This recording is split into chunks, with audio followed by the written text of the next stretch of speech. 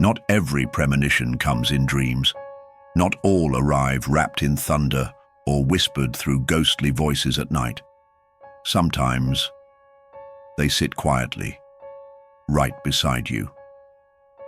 At the next table, speaking just loud enough to be overheard, and just quiet enough to be dismissed. Sometimes the warning comes with coffee. You're in Tales of the Watcher, where fates are glimpsed, not told, and every step you take is seen by eyes you'll never meet. The air hums with secrets, daring you to listen. Stick around, subscribe for the journey, and in today's story, it was Tuesday, just like every other Tuesday. But the air felt different. The sky, blanketed by low clouds, gave the city a muted, vintage look, everything in washed-out grey. Outside, rain trickled steadily. The city's usual buzz sounded muffled, as though the entire world had been placed underwater. Anna entered the cafe at 9:17, like she always did. It wasn't superstition. It was habit. Her umbrella dripped rainwater, her coat still damp on the shoulders. But inside, time seemed to pause.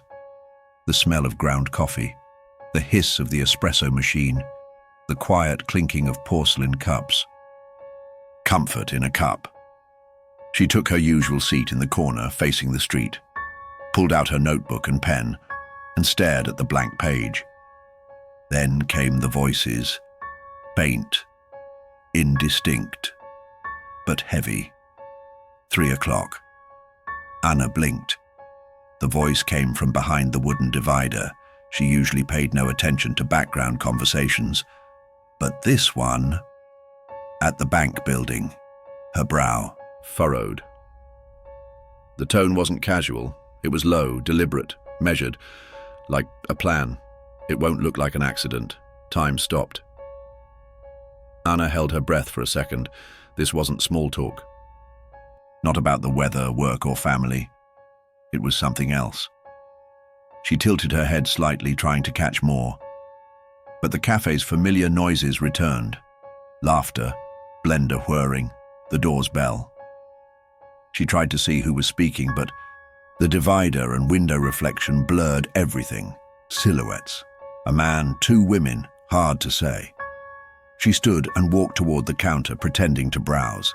She took her usual seat in the corner, facing the street, pulled out her notebook and pen and stared at the blank page. When she turned back to the table, empty. The chairs were pulled back slightly as if someone had just stood up.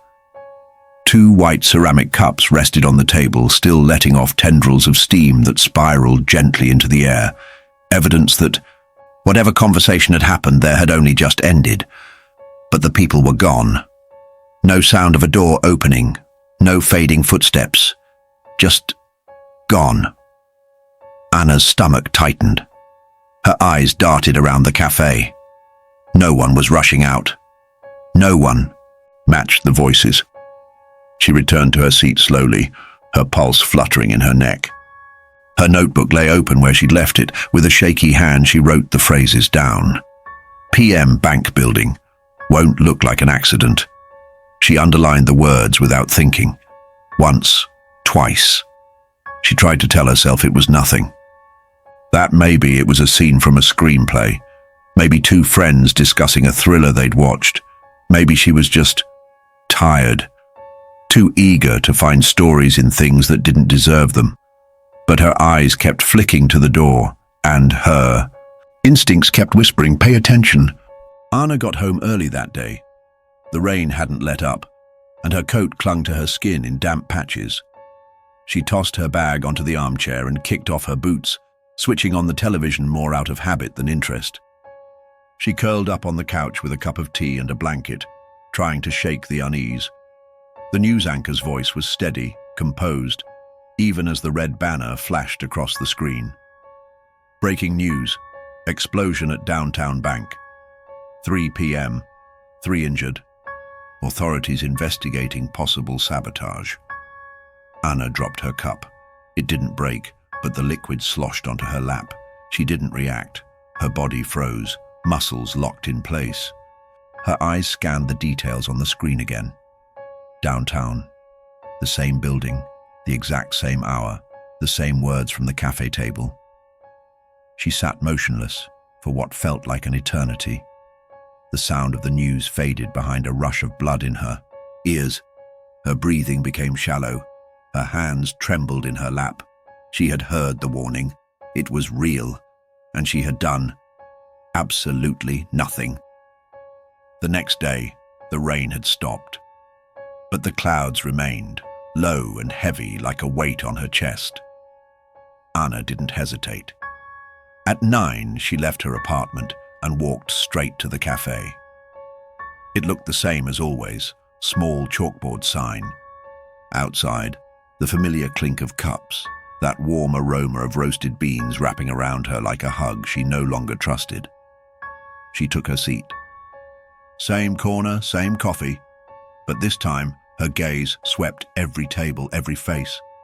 She wasn't sure what she was hoping to see, maybe a clue, maybe the people from before, maybe something that made it all make sense, but no one looked familiar. She stayed longer than usual, listening, waiting. When she finally gathered her things, a folded paper caught her eye. It was tucked inside her notebook, which she had left at the cafe the day before in her hurry. With fingers suddenly cold, she opened it. The message was short, clean, written in small, careful handwriting. "Thank you for listening. No signature, no name, just that." But it was enough. Anna didn't tell anyone. She didn't go to the police. She didn't post about it online. It felt too strange, too fragile. Like if she spoke it out loud, it would vanish or be dismissed. But something in her changed. She bought a new notebook, then another. She started recording every fragment she overheard. Every sentence, every odd word that stood out in the background hum of daily life. Most of it was nothing, random chatter. But sometimes, just sometimes, it wasn't. She still goes to the cafe. Every Tuesday, same seat, same routine. But now, she's not there for the comfort. She's there to listen. And sometimes, when the light hits just right, she sees a reflection outside the cafe window. A figure, watching, unmoving. When she turns, there's nothing there. But she knows better now. Not every warning has sirens. Some come with foam and sugar.